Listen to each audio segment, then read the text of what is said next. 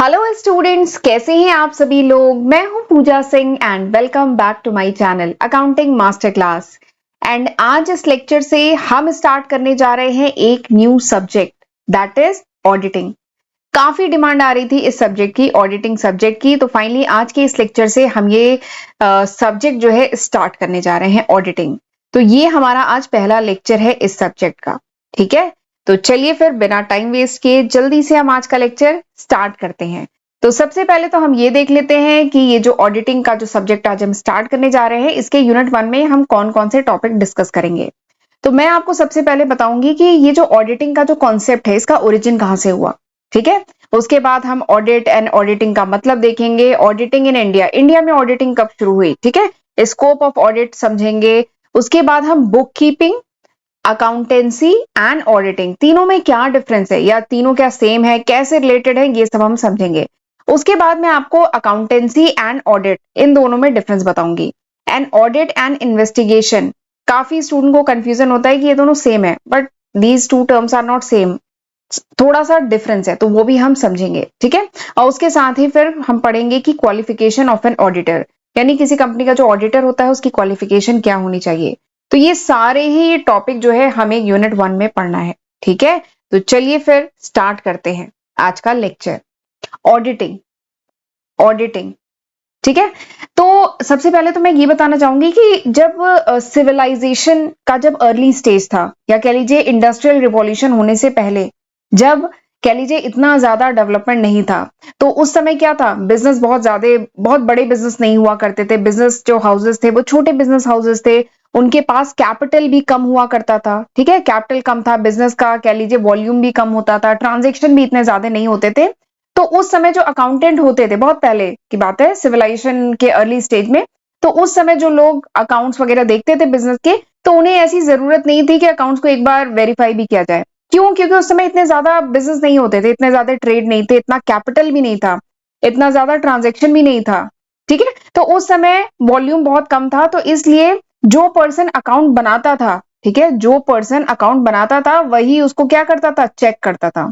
बहुत पहले की बात है। ठीक है, in the early stages of civilisation. लेकिन जब इंडस्ट्रियल रिवॉल्यूशन हुआ, इंडस्ट्रियल रिवॉल्यूशन के बाद क्या हुआ, ट्रेड बढ़ गया, व्यापार बढ़ गया, बहुत तेजी से बढ़ा है व्यापार। ठीक है, व्यापार बढ़ गया, ट्रेड बढ़ गया, कॉमर्शियल एक्टिविटीज बढ़ गई, इंडस्ट्रियल एक्टिविटी बढ़ गई, बिजनेस हाउसेस अब बड़े बड़े मतलब हो गए, कंपनीज बड़ी बड़ी कंपनीज हो गई। ठीक है, तो अब देयर वॉज अ रिक्वायरमेंट, अब ट्रांजेक्शन भी बहुत ज्यादा हो गए ना, ट्रांजेक्शन बहुत ज्यादा हो गए, व्यापार बहुत बड़े स्केल पे होने लगा, वॉल्यूम बढ़ गया ट्रेड का। तो अब there was a requirement of proper device, अब जरूरत हुई कि प्रॉपर डिवाइस हो, ठीक है, प्रॉपर सिस्टम हो, जिसके तहत जितने भी अकाउंट्स बनाए जा रहे हैं, ये जो बड़े बड़े बिजनेस हाउसेज हैं, इनके जितने भी अकाउंट्स बनाए जा रहे हैं, इनको क्या किया जाए, प्रॉपर चेक किया जाए। ठीक है, कि ये सही है कि नहीं है, क्योंकि अब इन बिजनेस में बहुत पैसा लग रहा था, बहुत कैपिटल लग रहा था, और कई लोगों, शेयर होल्डर्स का पैसा लग रहा था।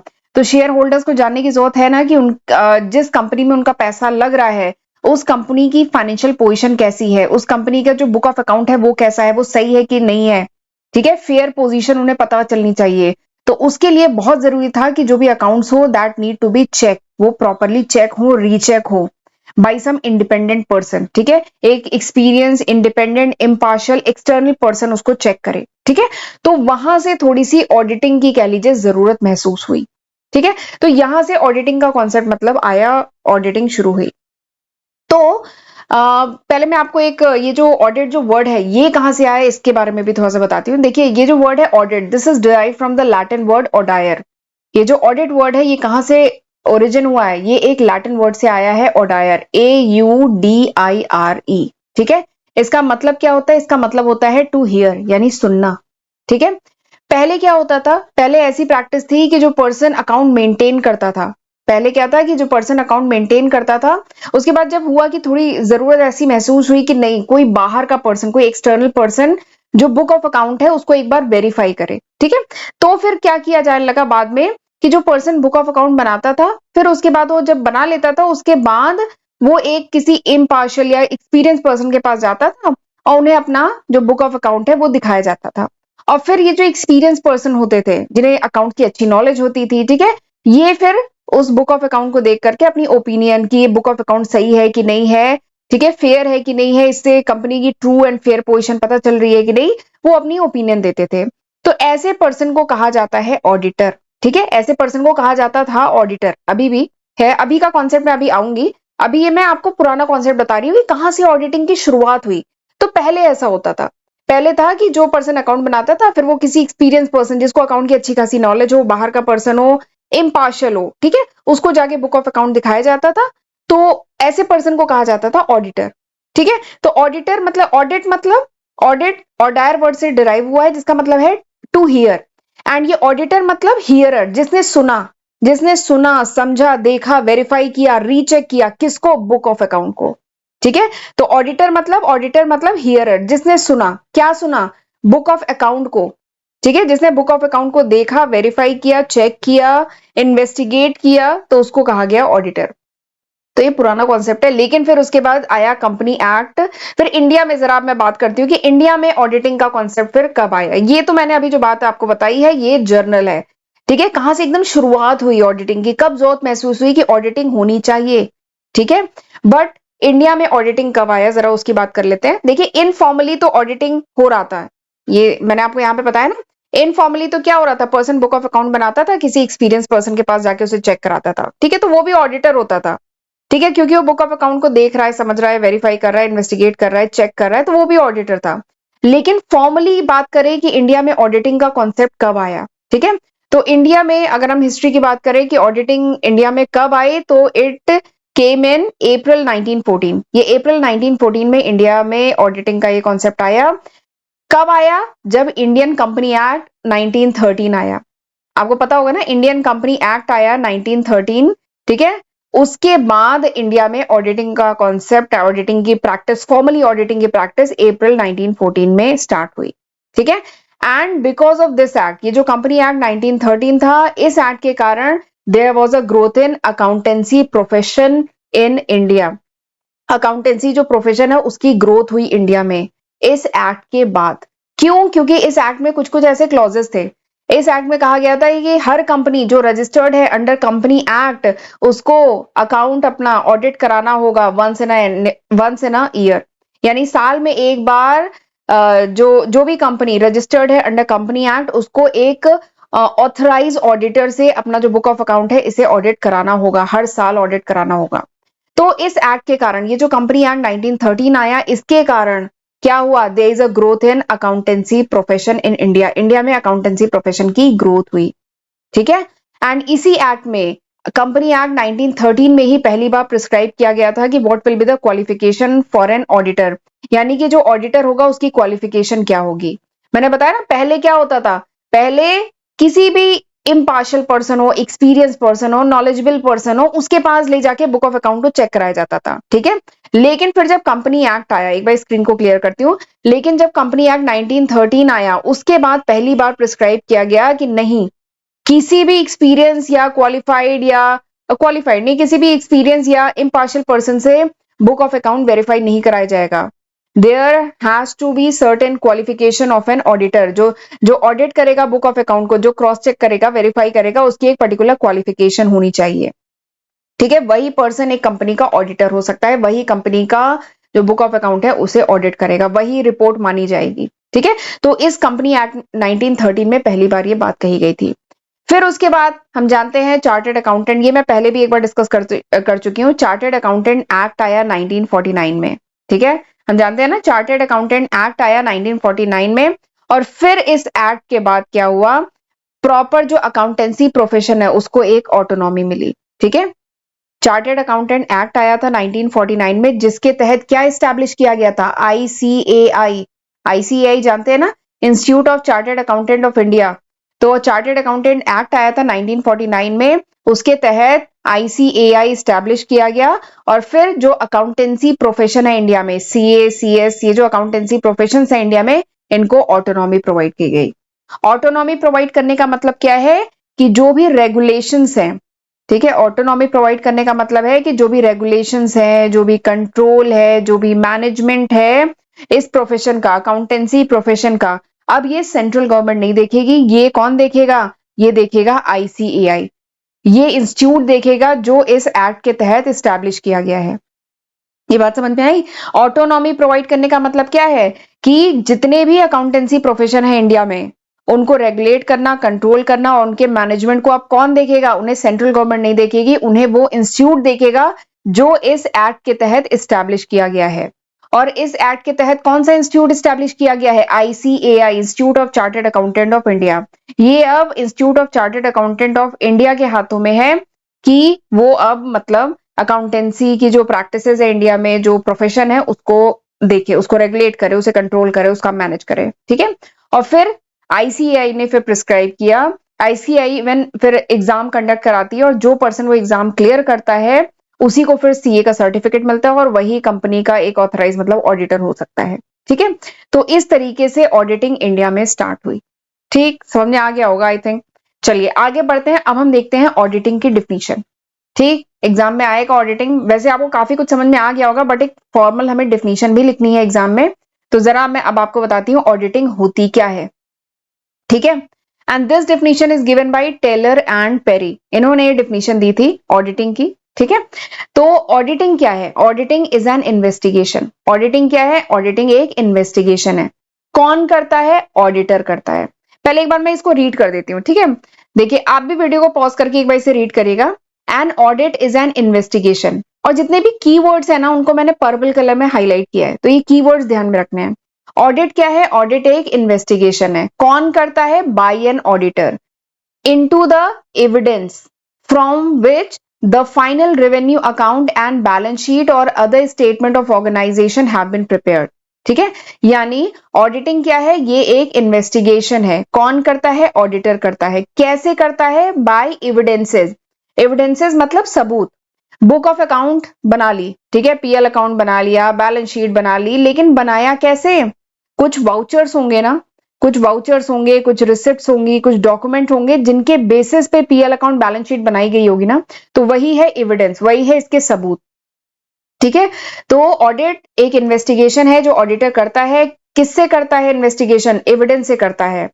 ठीक है। जिनका यूज किया गया है for preparing the final revenue account. Revenue account मतलब PL account and balance sheet या दूसरे स्टेटमेंट जो ऑर्गेनाइजेशन के हैं, उन्हें बनाने में जिन एविडेंस को यूज किया गया है उनको इन्वेस्टिगेट करता है।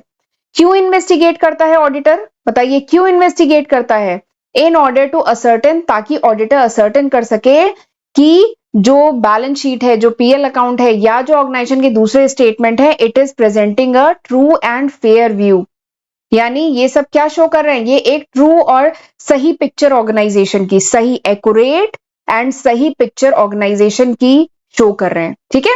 एंड ऑडिट एक पर्टिकुलर ड्यूरेशन का होता है। ठीक है। जैसे लास्ट फाइनेंशियल ईयर का ऑडिट है, 1 साल का ऑडिट है, ठीक है, या 3 महीने का ऑडिट है, 6 महीने का ऑडिट है, तो हमेशा एक पर्टिकुलर ड्यूरेशन होती है, पर्टिकुलर पीरियड अंडर रिव्यू होता है। ठीक है। इतने ड्यूरेशन के जितने भी एविडेंसेस हैं वो चेक किए जाते हैं बाय ऑडिटर, ताकि ये क्रॉस चेक किया जा सके कि कंपनी का जो फाइनेंशियल स्टेटमेंट है वो सब सही है कि नहीं है। ठीक है। एंड उसके बाद ऑडिटर क्या बनाता है? अपनी रिपोर्ट। जब ऑडिटर सेटिस्फाई हो जाता है कि नहीं सारी चीजें सही हैं, तो उसके बाद ऑडिटर लास्ट में क्या बनाता है? रिपोर्ट बनाता है। ठीक है। तो दिस इज ऑडिटिंग, ये होता है ऑडिटिंग। ठीक, समझ में आया? तो ऑडिट क्या है? ये एक इन्वेस्टिगेशन है बाय ऑडिटर।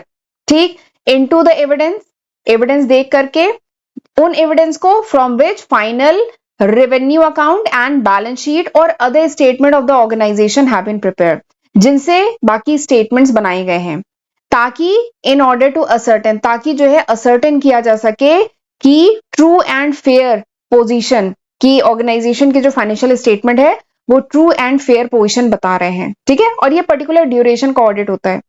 ठीक। एंड उसके बाद जब ऑडिटर सेटिस्फाई हो जाता है, देन ही प्रिपेयर द रिपोर्ट। तो this is the definition of auditing given by Taylor's and Perry. ठीक, आपको डिफिनीशन पता होनी चाहिए। अच्छा, कोई जरूरी नहीं है कि आप यही डिफिनीशन लिखें। आप ये जो लेक्चर ओवर हो जाए, इसके बाद ये जो टॉपिक मैंने पढ़ाए हैं ये आप अपनी बुक से पढ़िएगा। ठीक है। और जो आपको इजी डिफिनीशन लगे वो आप पढ़िएगा, लिखिएगा अपने एग्जाम में। ठीक है। एक और डिफिनीशन बताती हूँ ऑडिटिंग की। This is given bye RB Bose. Auditing की एक और डिफिनीशन है which is given bye RB Bose ने क्या कहा कि ऑडिट क्या है? Audit is the verification. बताया था ना, ऑडिट में क्या होता है? इन्वेस्टिगेशन होता है, वेरिफिकेशन होता है। किस चीज का? Accuracy and correctness of the book of account. जो कंपनी की जो बुक ऑफ अकाउंट है, बेसिकली कंपनी की जो पीएल अकाउंट है, बैलेंस शीट है, ये सब एक्यूरेट है कि नहीं, ये सब करेक्ट है कि नहीं, इसका वेरिफिकेशन होता है। और कौन करता है? By an independent person. एक इंडिपेंडेंट पर्सन करता है जो कंपनी का एम्प्लॉय नहीं हो, ठीक है, वो इंडिपेंडेंट पर्सन करता है, who is qualified for the job. बताया था ना, क्वालिफाइड होना चाहिए, वो सीए होना चाहिए। आईसीएआई ने प्रिस्क्राइब की है प्रॉपर क्वालिफिकेशन की, जो पर्सन ऑडिटर होता है उसकी क्या क्वालिफिकेशन होती है, ये प्रॉपरली आईसीएआई ने प्रिस्क्राइब किया हुआ है। तो वो पर्सन ऑडिट करता है who is qualified for the job and जो अकाउंट के प्रिपरेशन होने में कहीं से भी कनेक्टेड नहीं है, यानी जिसने अकाउंट ना बनाया हो, ठीक है, अकाउंटेंट ने बनाया है एंड इसका ऑडिट जो है एक एक्सटर्नल पर्सन करता है, ठीक है। इसका ऑडिट कौन करता है, इसको वेरीफाई कौन करता है, चेक कौन करता है, इन्वेस्टिगेट कौन करता है, एक एक्सटर्नल पर्सन करता है। तभी तो माना जाएगा कि वो चीज सही है। अगर जिसने अकाउंट बनाया वही चेक करेगा तो फिर वो अपनी गलती थोड़ी निकालेगा, ठीक है। तो इसीलिए किसी भी कंपनी का जो अकाउंट वगैरह है ये फाइनेंशियल डिपार्टमेंट देख रहा होता है, उसका अकाउंटेंट बनाते हैं, लेकिन इसको जो क्रॉस चेक ऑडिट करने का काम कौन करता है, कि एक्सटर्नल पर्सन या ग्रुप ऑफ पर्सन करते हैं, ठीक। और फिर जब वो सेटिस्फाई हो जाते हैं then they make the report, वो रिपोर्ट बनाते हैं ऑडिट की, ठीक है। तो दिस इज ऑडिटिंग, ये होती है ऑडिटिंग। आई होप आपको समझ में आ गया होगा। चलिए आगे बढ़ते हैं। अच्छा, आगे बढ़ने से पहले मैं थोड़ा सा अपने दोनों चैनल, मेरा फर्स्ट चैनल है अकाउंटिंग मास्टर क्लास के नाम से और दूसरा चैनल है मेरा पूजा सिंह के नाम से, मैं दोनों ही चैनल के बारे में आपको थोड़ा सा बताना चाहती हूँ। ये वो लिस्ट ऑफ सब्जेक्ट है, एक बार वीडियो को पॉज करके देख लीजिएगा, ये वो लिस्ट ऑफ सब्जेक्ट है जो मैं आज की तारीख यानी अगस्त 2023 तक अपने दोनों channel, first channel and second channel पे अपलोड कर चुकी हूँ। आप मेरा सेकंड चैनल, ये वीडियो आप फर्स्ट चैनल पे देख रहे हैं बट मेरा सेकंड चैनल भी जरूर सब्सक्राइब कर लीजिएगा, वहां पे आपको रिसर्च मेथोलॉजी, इनकम टैक्स और भी कुछ सब्जेक्ट वहां पे मिल जाएंगे। और मैं धीमे धीमे अपने दोनों ही चैनल पे लेक्चर वीडियो अपलोड कर रही हूँ। 750 से भी ज्यादा वीडियो लेक्चर मैं दोनों ही चैनल पे अपलोड कर चुकी हूँ, तो जरूर इसका फायदा उठाइएगा, इसकी हेल्प से पढ़िएगा, ठीक है। एंड एक बात और है कि ये अभी तक है, अगस्त 2023 तक, बट अगर ये वीडियो आप कुछ महीने बाद देख रहे हैं, कुछ साल बाद देख रहे हैं, तो होपफुली मैं इसमें और काफी न्यू सब्जेक्ट ऐड कर चुकी होंगी, ये अभी तक है, ठीक है। तो जरूर इनको सब्सक्राइब करिएगा दोनों ही चैनल को, एंड लेक्चर यूजफुल लगे तो प्लीज इसको लाइक जरूर करिएगा। एक एक वीडियो बनाने में बहुत मेहनत लगती है, बहुत एफर्ट लगता है, तो प्लीज हमें मोटिवेट करते रहा करिए एंड कमेंट करके हमें बताते रहा करिए कि हाउ वाज दिस लेक्चर, ये लेक्चर कैसा था, आपको समझ में आया कि नहीं। और अगर मेरे चैनल पे अपलोडेड वीडियोस के नोट चाहिए then you can download my application from Google Play Store. And मुझे इंस्टाग्राम पे भी जरूर फॉलो कर लीजिए, क्योंकि वहां पे भी मेरे चैनल से रिलेटेड जो अपडेट हैं वो मिलते रहते हैं, ठीक है। एंड प्लीज मेरा सेकंड चैनल, आपने फर्स्ट चैनल तो मेरे ख्याल से सब्सक्राइब किया होगा, बट प्लीज मेरा सेकंड चैनल भी जरूर सब्सक्राइब कर लीजिए, ठीक है। चलिए आगे बढ़ते हैं। अब हम देखते हैं, तो मैंने आपको ऑडिटिंग की डिफिनीशन वगैरह बता दी है, काफी कुछ ऑडिटिंग के बारे में बता दिया, ओरिजिन कहां से हुआ, इंडिया में ऑडिटिंग कैसे शुरू हुई, ये सब हम डिस्कस कर चुके हैं। तो यानी अब आपको ऑडिट का मतलब तो समझ में आ गया ना। ऑडिट क्या है बताइए, ऑडिट क्या है? Audit is the intelligent and critical examination, या कह लीजिए वेरिफिकेशन, या कह लीजिए investigation of the book of account of the business. यानी बिजनेस के जो बुक ऑफ अकाउंट है, पीएल अकाउंट है, बैलेंस शीट है, इन सब का इंटेलिजेंट एंड क्रिटिकल एग्जामिनेशन जो करते हैं ना, दैट इज ऑडिट, ठीक। कौन करता है? हुम, कौन करता है audit? Audit is done by independent person. Audit हमेशा कौन करता है? एक इंडिपेंडेंट पर्सन, एक्सटर्नल पर्सन, उसी कंपनी का पर्सन नहीं करता है, एक एक्सटर्नल पर्सन ऑडिट करता है, या सिंगल पर्सन या बॉडी ऑफ पर्सन भी करते हैं, ठीक है, क्योंकि डिपेंड करता है ना कंपनी कितनी बड़ी है। तो इंडिविजुअल पर्सन भी करता है या बॉडी ऑफ पर्सन भी करते हैं, who is qualified for the job. Qualified जरूरी है, ये क्वालिफाइड हो ऑडिट की पोजीशन के लिए, वो क्वालिफाइड हो तभी उसकी रिपोर्ट मानी जाएगी, ठीक है। तो who is qualified for the job, तो वो ऑडिट करता है। और audit how, how audit is done, audit कैसे होता है बताइए। तो audit is done with the help of, कैसे ऑडिट किया जाएगा, कैसे माना जाएगा कि ये बुक ऑफ अकाउंट जो बना है, जो पीएल अकाउंट बैलेंस शीट बनी है, सही है कि गलत है, कैसे माना जाएगा? With the help of vouchers. जो ऑडिट है, ठीक है, इसे कैसे किया जाता है? With the help of vouchers, document, information और जो भी एक्सप्लेनेशन जो फाइनेंस डिपार्टमेंट प्रोवाइड करता है, अथॉरिटी प्रोवाइड करती है, उसके बेसिस पे ऑडिट होता है। एंड एंड में क्या होता है? ऑडिट के एंड में क्या होता है? जो ऑडिटर होता है, जब वो सेटिस्फाई हो जाता है about the authenticity of financial account, ये जो फाइनेंशियल अकाउंट है ऑथेंटिक है, सही है, पीएल अकाउंट सही बना है, बैलेंस शीट सही बनी है, तो उसके बाद वो अल्टीमेटली क्या बनाता है? रिपोर्ट बनाता है, ठीक है। रिपोर्ट बनाता है about balance sheet and PL account, और उसमें लिखता है कि ये सही है, ट्रू एंड फेयर, है, ठीक है, all the state of affair of the organisation. तो दिस इज ऑडिट, ये होता है ऑडिट, ठीक है। ये कोई बहुत डिफिकल्ट, बहुत टेक्निकल चीज नहीं है, बहुत इजी कॉन्सेप्ट है और बहुत इजी सब्जेक्ट है। इवन मैं कोशिश करूंगी कि 1 महीने के अंदर हम ये ऑडिटिंग का पूरा सब्जेक्ट कवर कर लें, ठीक है। तो दिस इज ऑडिट। और आज का लेक्चर अब मैं यहीं पे वाइंड अप करती हूँ। आज हमने ये 3 टॉपिक पढ़ लिए। आज हमने ऑडिट का ओरिजिन समझ लिया, मीनिंग समझ लिए, ऑडिटिंग कैसे इंडिया में स्टार्ट हुई ये समझ लिया, ठीक है। अब हम अगले लेक्चर में आगे के टॉपिक पढ़ेंगे, ठीक है। और ये जो आज मैंने पढ़ा है इसको आप बुक से पढ़ के रखिएगा तब तक, ओके। और प्लीज मेरे सेकंड चैनल को भी जरूर सब्सक्राइब कर लीजिएगा, आपसे एक रिक्वेस्ट है। और इस वीडियो को भी लाइक करिएगा, ठीक है, ताकि मैं मोटिवेशन मुझे मिलता रहे और मैं इसी तरीके से लेक्चर वीडियो लाती रहूं, राइट। तो चलिए मिलते हैं अगले लेक्चर वीडियो में, तब तक अपना ध्यान रखिएगा। God bless you.